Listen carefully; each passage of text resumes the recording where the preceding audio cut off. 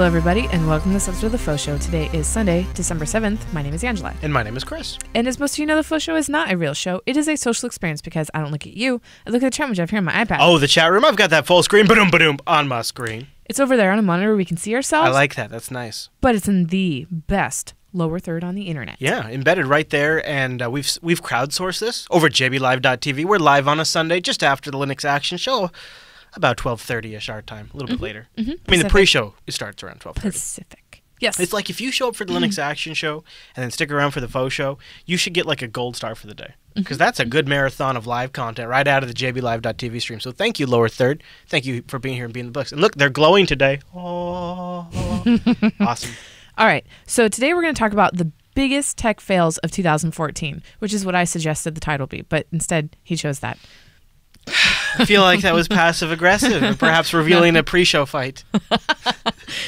Stay tuned for the outtakes at the end. I don't think that was recorded. Well, yes, it was. Usually when you're beating me physically, I don't put that out there.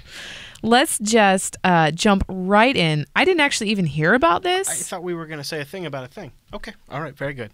Well, we jumped right in. All right. We jumped right in. So this whole show is based on Cnet's article, Tech's Biggest Flops and Gaffes. This is fun. Gaffes. And here's the reason why I love doing these.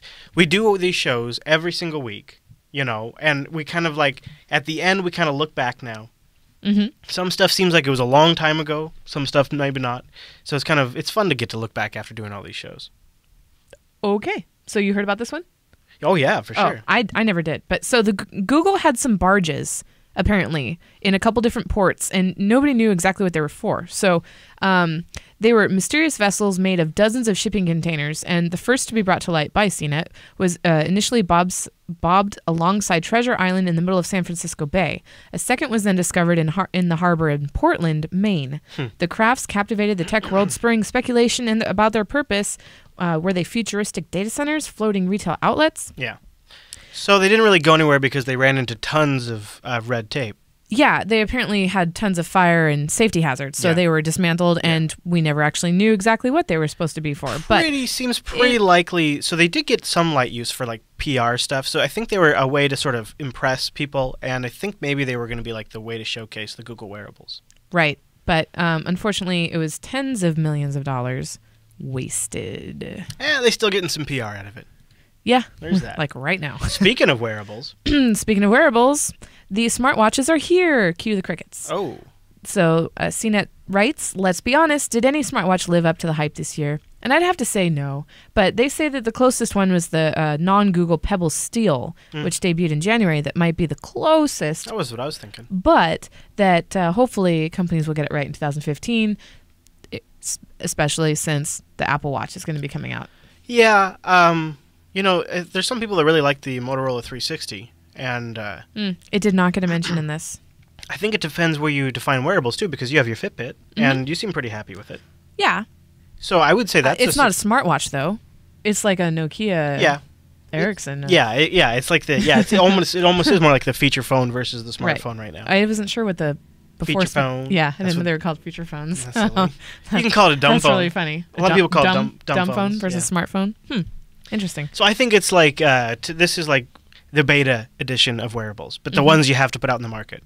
Yep. All right.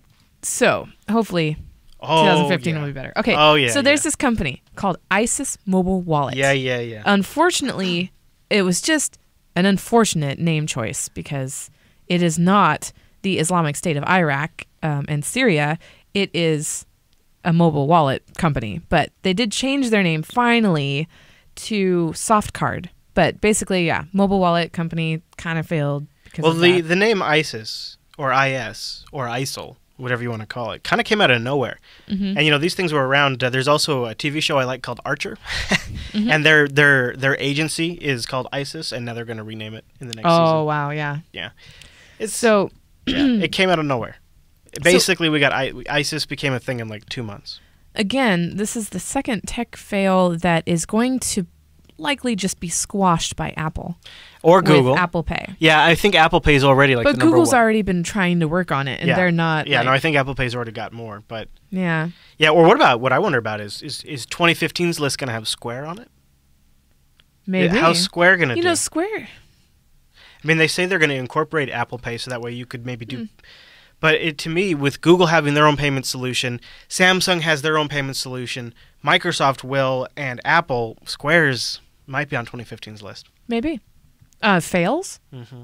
Oh. I don't know. Maybe probably not.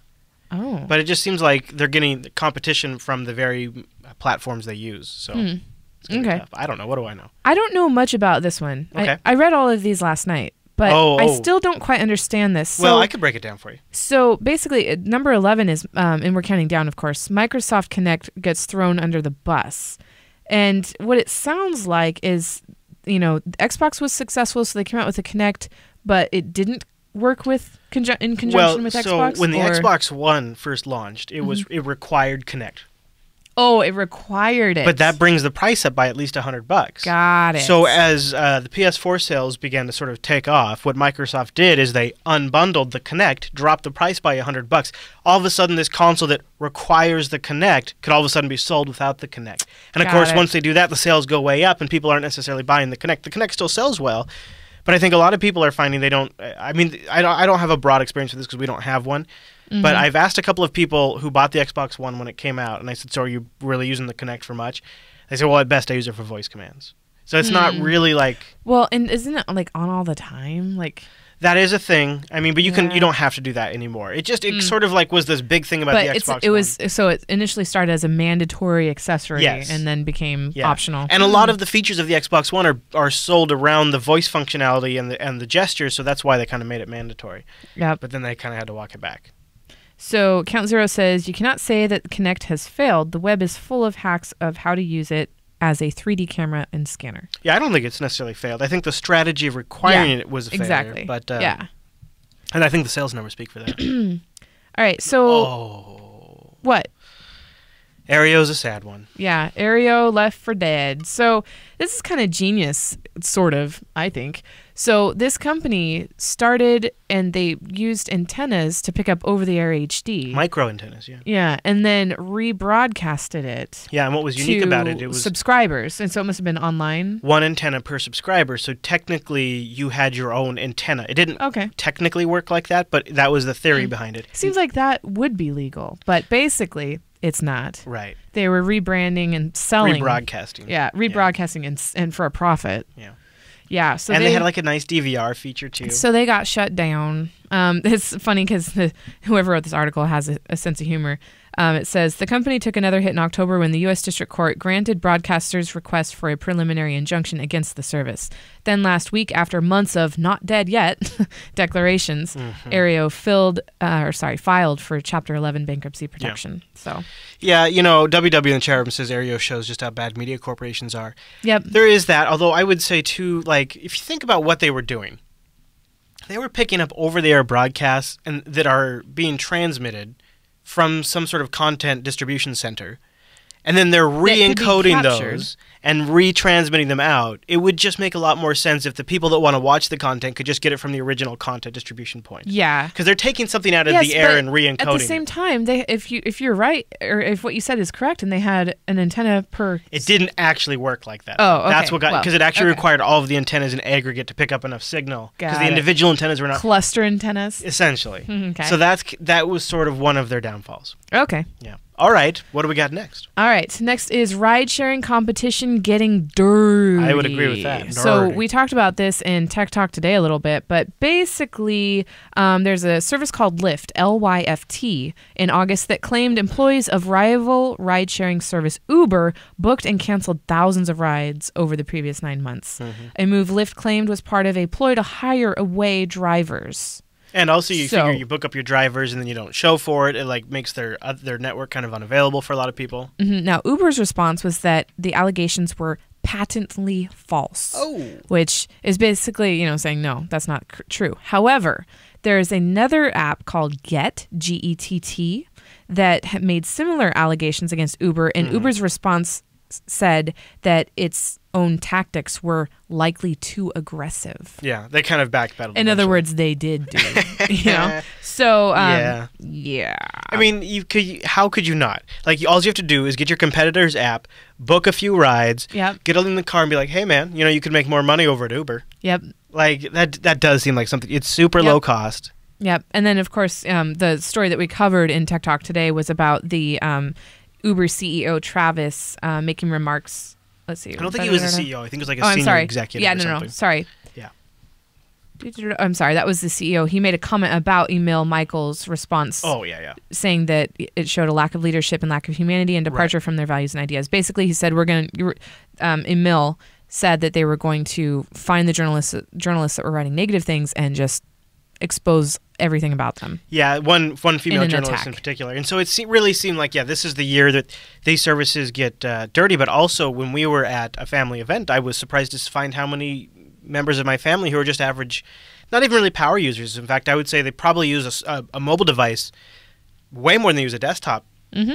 They were all talking about, they all knew about Uber. Like, it's really sort of, I think everybody knows about it. It's really kind of got to the general populace. Mm-hmm. All right, Andrews, what do we got for number 8? All right, the long-delayed Tizen smartphone. Did you hear about this at all? Yeah? Samsung and Intel's operating system Tizen, am I saying that right? Is that how you're saying it right. Was supposed to provide carriers with a smartphone they could customize and call their own. It was supposed to be a high-end operating system, and it was supposed to debut earlier this year.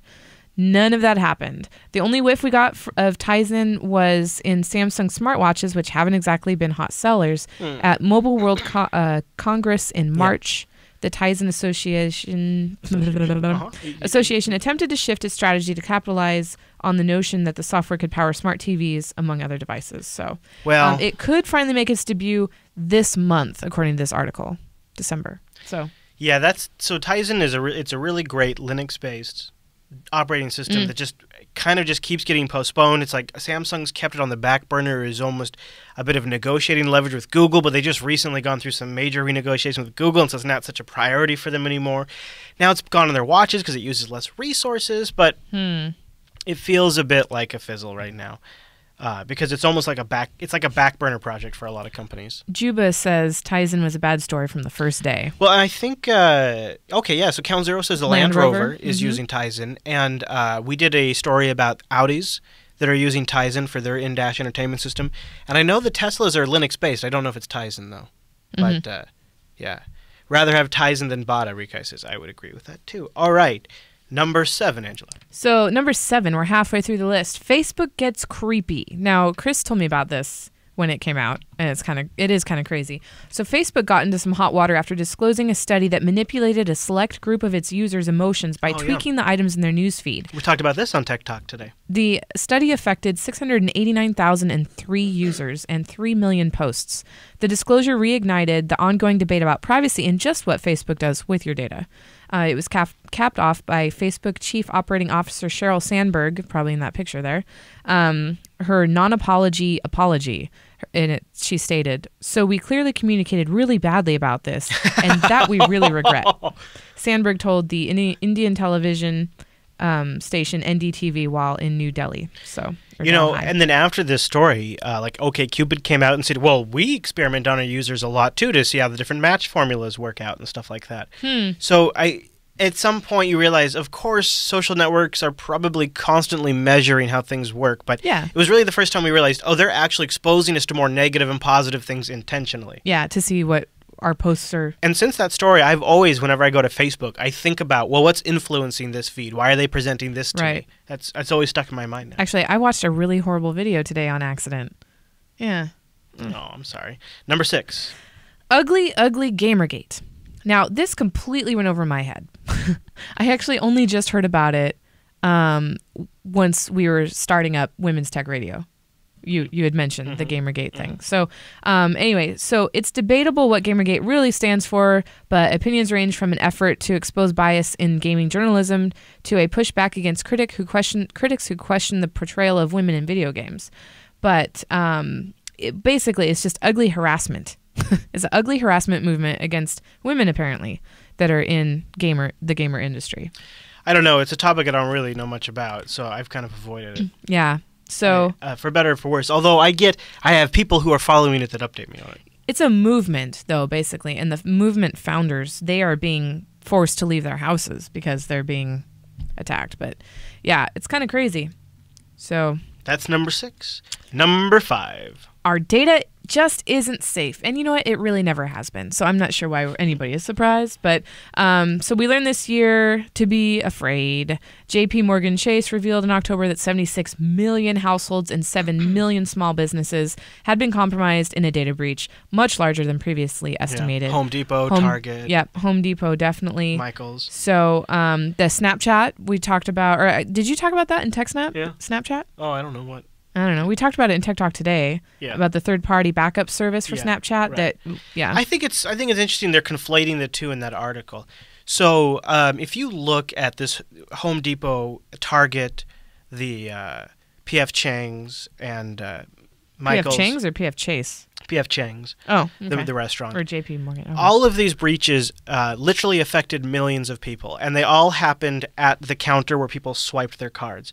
What 2014 has shown us without any doubt is that online purchasing is demonstrably more secure and safer. Demonstrably? Like, dramatically, like just demonstratively, statistically, like in such a big way, online shopping is safer than shopping in person, because in person they have these old XP embedded systems that can be riddled with malware, and which was in every one of these cases that was what happened. And they're just reading the credit card right out of RAM.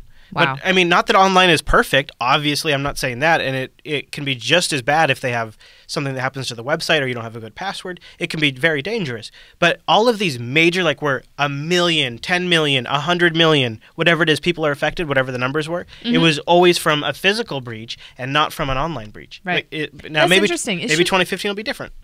Well, hopefully not. But I think hopefully it won't spread to the online realm. But what then I'll just leave this. This is just a point that really bothers me. Is what I think it demonstrates is if you watch the mainstream news, there is a narrative that there is a cyber boogeyman, that online is very dangerous, that your risk of identity theft is higher online, credit card theft is higher online.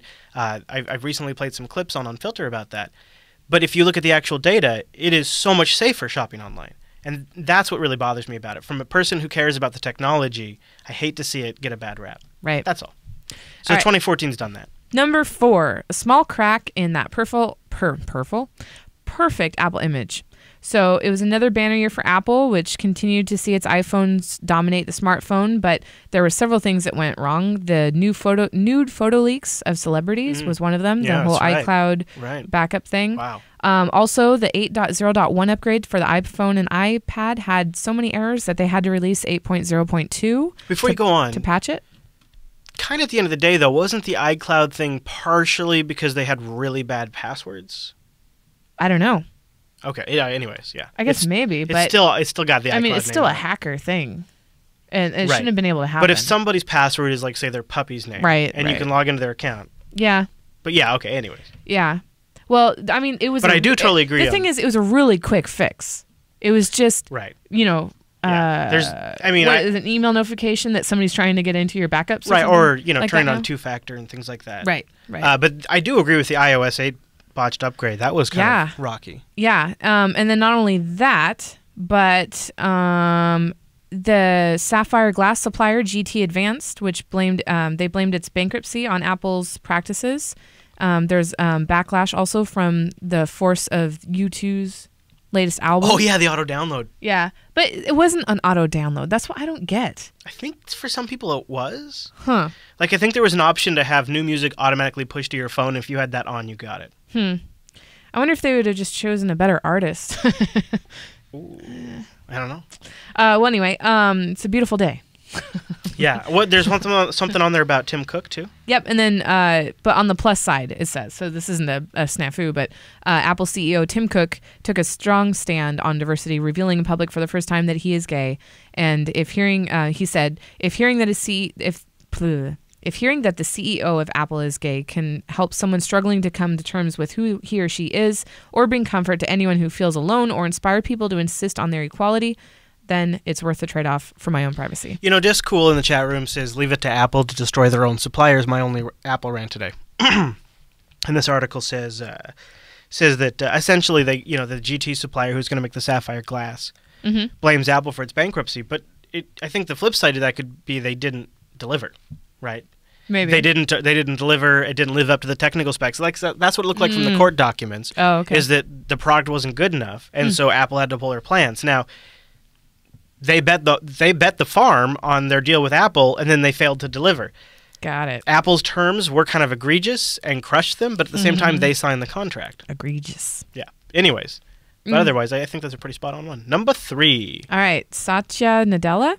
Is that how you say it? It is how you say it. All right. Holds a clinic on what not to say. Oh, so, yeah. See, this is actually kind of lame. Oh, yeah, I read through this, and his comment, I could see the best intention in his comment. Yeah, I thought that too until I watched it. Oh, really? Yeah. Oh, I didn't watch it. So Yeah. basically, he was doing a speech, and he suggested that women in technology shouldn't ask for a raise, but instead trust that the system will be treating them equally and that they will be acknowledged for their work and get a raise automatically, just like men would.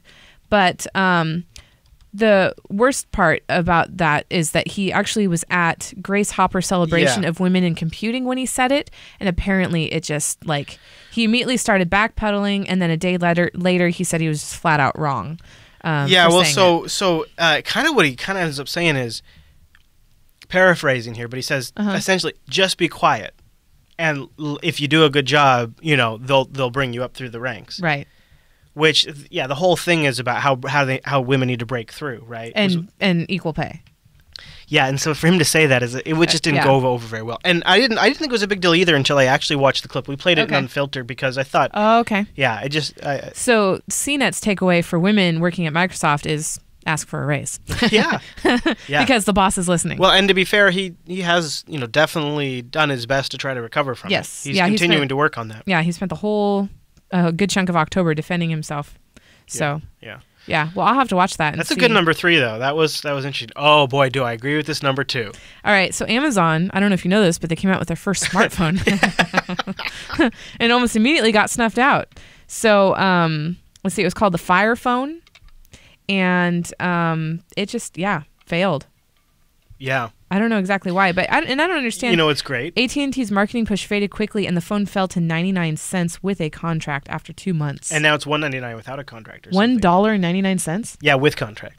That's crazy. Yeah, and I guess I don't know what the context was, but Jeff Bezos was asked about it. And they said, is the Fire Phone a $1 billion fail? And Jeff says, yeah, the Fire Phone's a $1 billion fail, but it's not our first $1 billion fail. Wow. Yeah. That'd be a sweet. So that's number 2. I'm really interested to see what CNET says. All right, Angela, what is our tech fail number 1? Our final tech fail. Yes. Radium 1. So there are flameouts, and then there's former Radium 1 CEO Gurbakh Shahal. I think that's what it is. Okay. The little-known startup made headlines in the worst possible way when Shahal was arrested and convicted of battery and domestic violence after hitting his girlfriend 117 times in a 30-minute attack. There must have been video. There had to have been video surveillance. Why is this the first time I'm even hearing of this? I don't know. This is really weird. He initially tweeted that he was innocent and blamed the media for its one-sided coverage before deleting those tweets, and he didn't go quietly. In his letter to the board, he said he was deeply disappointed by the decision of the directors and claimed he was wrongfully terminated. The drama didn't end there. Cnet uncovered another Radium 1 employee who was living and working under a fake identity. So, yeah, kind of interesting. This is crazy. Yeah. But don't you think that's kind of an odd number 1? Well, I don't know that it was really ranked. Oh, okay. It was just counting down. Those are the... Felt like the last few were pretty solid, though. Yeah. Yeah. So Radium 1, I'll have to look up. I don't know anything about it. Yeah, I don't know either. Sounds pretty crazy, though. Chat rooms is pretty crazy. Yeah. I was trying to think if I had any 2014 big failures, but not that anything really jumps out to mind. I think that was a pretty good list. Yeah. Yeah. All right, Andrews. Are we going to do the mail sack? I don't have a mail sack thing over here. Oh. I could, though, if you give me a second. Well, no. Well, we can just... I forgot to sign into my other... oh, jeez. Neither one of us are prepared Gmail. for the FauxShow mail sack. Yeah. Well, you can vamp with something. All right. Well, chat room, give me your 2014 tech fail. Why won't it go to Chrome? I'll tell you what was a 2014 fail for me. I don't know. Right now, not going to Chrome. I don't know about that. Yeah, a 2014 fail for me. Looking at it over the year, I think I was sort of disappointed with the direction of Google. I mean, not to be a hater, but I think 2014 was kind of the year that I sort of dialed back in the affection for the Google. I still, have a Gmail account and use Google Plus and all of that. But I think I've now kind of dialed it down. However, I will say that I did find the Google Plus notification pretty useful for the Fleetwood Mac concert that we went to. Kind of creepy though. Yeah, so we were sitting at dinner, and we were a little bit north, probably further north than we normally would be. And so while we were sitting at dinner, we got a push notification saying, because of traffic, you need to leave right now. And the cool thing about that was we weren't planning to leave for what? What would you say? Another 20 minutes, maybe? Yeah. Mm-hmm. Yeah. So because we got that push notification, we realized we needed to finish up dinner and hit the road. And we actually did end up being late, but we would have been way ass later if it wasn't for that push notification. So that was sort of the creepy good thing. Okay. So my Google 2014 year is a little mix. It's like a little bit of dialed back, but also sort of a bit of appreciation for some of the actual practical functionality of it. Okay. Are you ready for the mail sack over here? Let me see. This is going to be a little rough, but I'll see what we got over here, Andrews. Kay. Brace yourself. Here it comes, Andrews. Here it comes. It feels good. It feels good because it's the mail sack. It's the mail sack. On a faux show. Mail sack. It's not a real show. The mail sack. Here it comes. Everybody. Mail sack. All right, Andrews, where are we starting in the mail sack? Okay, don't go to my screen. I won't go to your screen. So today was supposed to be an awards show, but I only got 2 submissions, which means I couldn't do an awards show. Oh, yeah. But I'm going to read those submissions because they're awesome. So Creepy Uncle was the first and just one of 2 people to submit. And he said, sorry if this is a late submission, which is really funny because it was 2 weeks early. But I didn't think of it until my wife started doing the shopping for Thanksgiving. We usually stay at home and do a big feast. And when she starts cooking the turkey Thanksgiving morning, she puts another frozen turkey in the refrigerator to defrost. Love it. This is so we can make the same feast again when all the original food is gone. Double Thanksgiving feasts is our tradition. I want to do that. Because no, we don't need to because we already go to 2 Thanksgivings on Thursday and then we do our own on Friday. But we were just like, I felt like we were at a turkey in a flash. Like I was ready for like stretching that ass out for days, and we got like 2 days. Yeah, well, because I was glad we used it all, and the way we used it was epic. We made enchiladas. Yeah. Well, okay, our nanny made enchiladas. Yeah, we didn't make the enchiladas. Yeah, with our leftover turkey. But I ate the S out of those enchiladas. Yeah. And the thing is, but then we were all out of turkey. Yeah. And I was like, I was going to do stuff with that. Yep. So some real time chat room follow up. Yeah. Heartbleed was one suggestion for the worst tech fail of 2014. Security really took a beating in 2014. Yeah, seriously. And the cyber hype really has taken a beating in 2014 too. So that was a good one. Heartbleed, security vulnerabilities like that. Yeah. Okay. Next mail sack. This next one is from Heath3827, listener of All the Things from Australia. All right. So Heath says, Angie, Chris, and Fovians. Angie. Yeah, I know, right? Like it's that. okay. You can go to my screen, I think, because. Oh yeah, you sure? I think, yeah. Yes, I said yes. I already checked it. I know. I just wanted to be double sure. Okay. So on Christmas Day, family goes to church, and then it's home for present opening, followed by relaxing and calling the family to wish them happy Christmas. After that, we usually start building the Lego, and the kids unwrap, and we have plenty to drink. So he has a Savage Chickens comic here, and it says, one chicken is saying, my family doesn't celebrate Christmas. We replaced it years ago with an all-day drinking contest. So then he also put what he wants for Christmas. And it is a home server with 3 icy boxes so that he can have up to 12 hot swappable drives. And then what he hopes to get instead, since he knows he won't get a server, is Doctor Who Series 8. Nice. And then what he'll likely get is Star Wars undies. Bow chicka wow wow. And then for dinner... Look where Leia is. That's interesting. What? Or is that Luke or Leia right there at the It's Leia. Okay. Right there.